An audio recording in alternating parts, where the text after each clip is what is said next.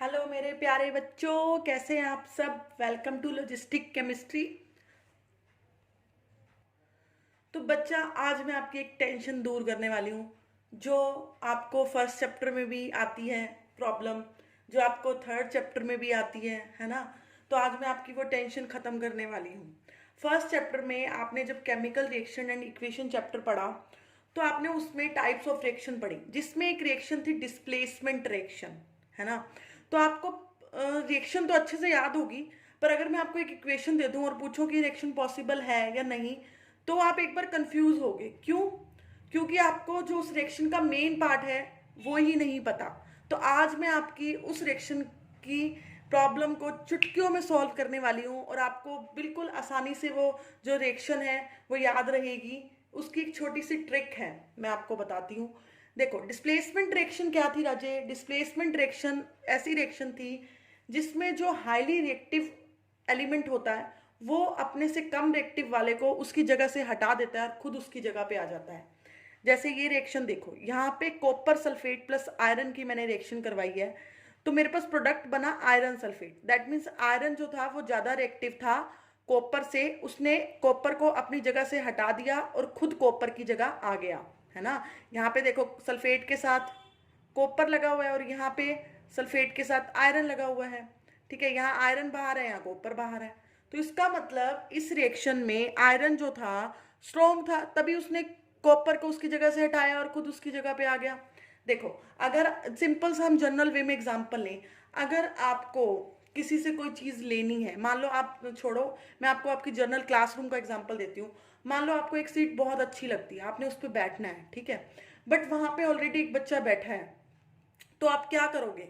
अगर आपको उस सीट पे जाना है, या तो आप उसको डराओगे धमकाओगे कि भाई तू उठ जा नहीं तो तेरे मारूंगा एंड ऑल सब कुछ, या आप उसको थोड़ा सा क्या कह देते हैं, या आप उसको कहोगे कि हाँ मैं तुझे 2 चॉकलेट दे दूंगा, प्लीज मुझे इस सीट पे बैठने दे, मुझे सीट बहुत अच्छी लगती है ना।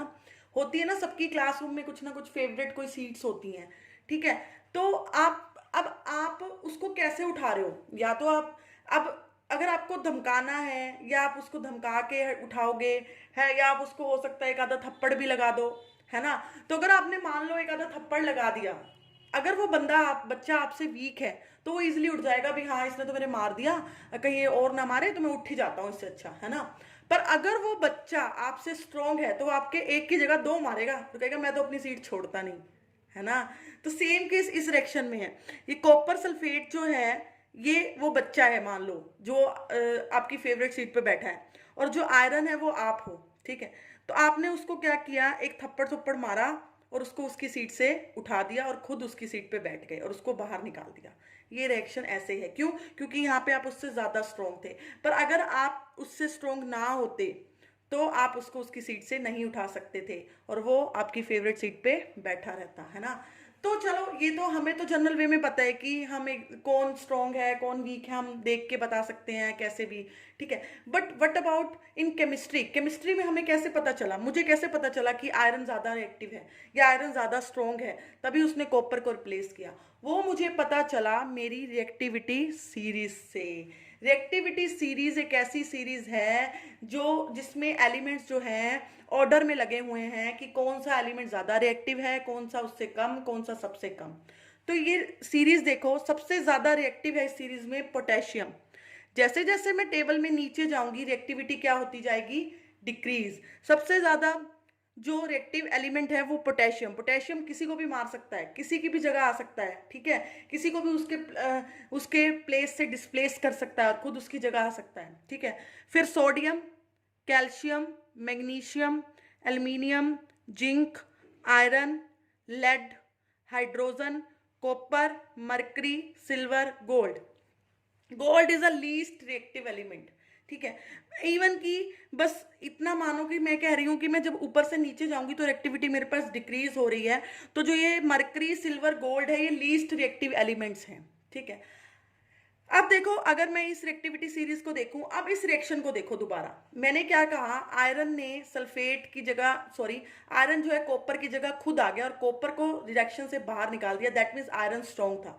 अब देखो इस सीरीज में आयरन कहाँ बैठा है? ये बैठा, और कॉपर कहाँ बैठा है, ये बैठा, आयरन से नीचे बैठा है कॉपर। जैसे जैसे मैं ऊपर से नीचे आती हूँ रिएक्टिविटी डिक्रीज होती है, दैट मीन्स आयरन जो है ज्यादा रिएक्टिव है एज कम्पेयर टू कॉपर, इसलिए उसने उसको अपनी जगह से रिप्लेस कर दिया, है ना, और खुद उसकी जगह आ गया।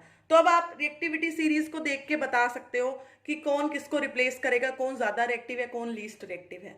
बट अब इसको याद कौन करे, इतनी बड़ी रिएक्टिव सीरीज को क्रैम कौन करे, तो हमें क्रैम करने की जरूरत ही नहीं है ना।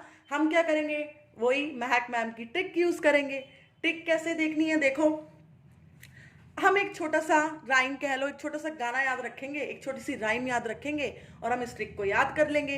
अगर हमें ये ट्रिक याद हो गई तो हम बता सकते हैं इजिली कि कौन सा ज्यादा रिएक्टिव है, कौन सा लीस्ट रिएक्टिव है, रिएक्शन होगी या नहीं होगी, एक एलिमेंट दूसरे को कब रिप्लेस करेगा। हम सारे क्वेश्चंस के आंसर सिर्फ एक ट्रिक से, एक राइम से हमें पता चल जाएंगे, है ना।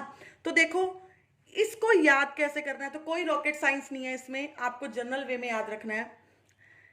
ये आपको राइम याद रखनी है, केदारनाथ का माली आलू जरा फीके पकाता है, कौन है आगे आओ।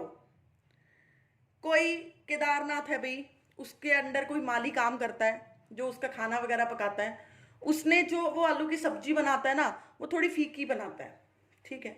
अब जो उसका वेल विशर है कोई, ठीक है, उसके सामने कोई थर्ड पर्सन आके बोल रहा है अभी केदारनाथ का माली तो ना आलू बहुत फीके पकाता है, तो वो अब केदारनाथ का वेल विशर है, उसका रिश्तेदार है, उसको गुस्सा आ गया, वो कहता किसने कही है ये बात, कौन है आगे आओ जरा, फिर मैं बताता हूँ उसको, है ना।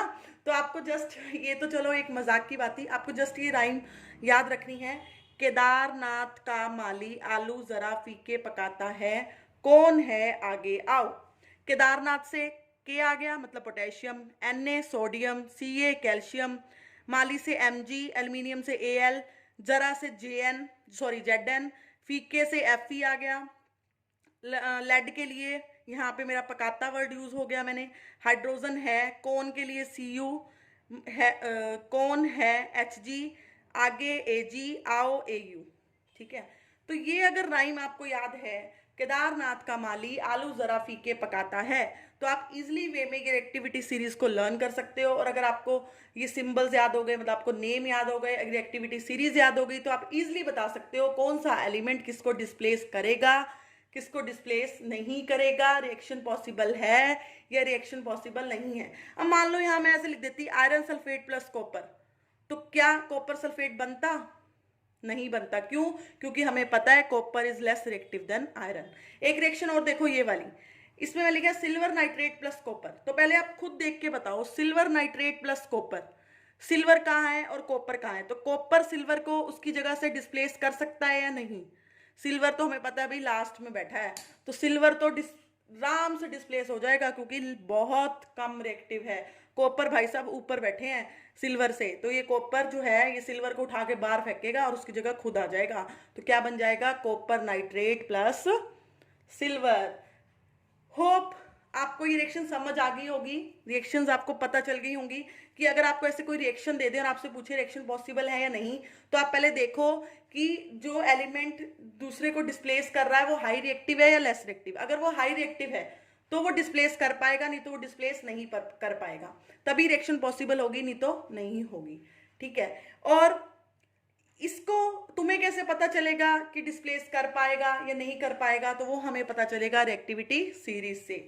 ऊपर से नीचे जैसे हम जाएंगे तो रिएक्टिविटी डिक्रीज होगी। और इसको याद कैसे करना है, केदारनाथ का माली आलू जरा फीके पकाता है, कौन है आगे आओ। ये अगर तुम्हें राइम याद हो गई तो तुम्हें इजिली एलिमेंट्स याद हो जाएंगे, एलिमेंट्स याद हो गए तो तुम इजिली बता सकते हो कि कौन सा एलिमेंट ज्यादा रिएक्टिव है, कौन सा लीस्ट रिएक्टिव है, कौन सा लेस रिएक्टिव है, और रिएक्शन में कौन किसको डिस्प्लेस कर सकता है। अगर आपको रिएक्शन दे दी और पूछें कि डिस्प्लेसमेंट पॉसिबल है या नहीं, तो आप देखो जैसे इसमें कॉपर ज्यादा, जो आयरन जो था वो ज्यादा रिएक्टिव था कॉपर से, तो ये रिएक्शन पॉसिबल थी, इसलिए आयरन जो है वो कॉपर की जगह आ गया। पर अगर ये मैं रिएक्शन उल्टी कर दूं तो कॉपर आयरन को डिस्प्लेस नहीं कर सकता, उसकी जगह कभी नहीं आ सकता, क्यों, कॉपर जो है वो आयरन से लेस रिएक्टिव है। तो ये थी डिस्प्लेसमेंट रिएक्शन को करने की एक सिंपल सी छुटकी सी ट्रिक, है ना। और गाने तो हमें वैसे ही बहुत जल्दी याद होते हैं, तो अभी आपको जो राइम है वो जल्दी से याद हो जाएगी। ठीक है, तो इसको करो, मुझे रिस्पॉन्स दो, मेरी वीडियोस को लाइक करो, सब्सक्राइब करो मेरे चैनल को। मिलते हैं नेक्स्ट वीडियो में। Bye bye, thank you.